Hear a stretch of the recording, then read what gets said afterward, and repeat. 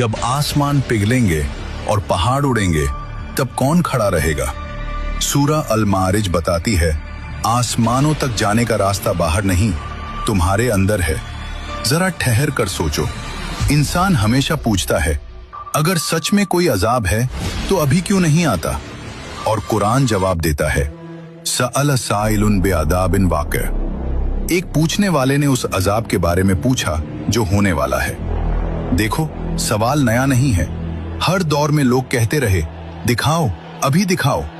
लेकिन कुरान हमें हमारी ही सीमित नजर से बाहर निकालता है। तारुजुल मलाइकतु वर्रूहु इलैहि फी यौमिन काना मिक़दारुहु 50 अल्फ सना। फरिश्ते और रूह उसकी ओर चढ़ते हैं एक ऐसे दिन में जिसकी मिक़दार 50,000 साल है। 50,000 साल, क्या ये सिर्फ संख्या है या हमारी समझ को तोड़ने वाला संकेत? हम 24 घंटे की दुनिया में जीते हैं, घड़ी की टिक टिक में कैद। लेकिन यह आयत कहती है, तुम्हारा समय अंतिम समय नहीं है, तुम्हारी दुनिया पूरी हकीकत नहीं है। साइंस एंगल, रिलेटिविटी हमें बताती है, समय स्थिर नहीं, गति बदलो, गुरुत्व बदलो, समय बदल जाता है। तो क्या कुरान हमें यह सिखा रहा है कि डिवाइन डायमेंशन में समय की परिभाषा अलग है? साइकोलॉजी एंगल, इंसान प्रेजेंट बायस में जीता है।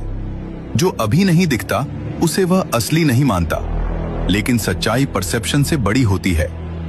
फिलॉसफी, समय अगर रिलेटिव है तो तुम्हारा निर्णय भी इटर्नल इंपैक्ट रख सकता है।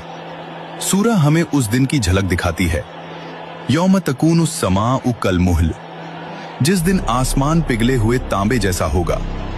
व तकूनुल जिबालु कल इहन, और पहाड़ रंगी हुई ऊन की तरह उड़ेंगे। आसमान जो हमें सबसे स्थिर लगता है पिघल जाएगा। पहाड़ जो हमें सबसे मजबूत लगते हैं रेशे बनकर उड़ जाएंगे। यह सिर्फ दृश्य नहीं है, यह संदेश है।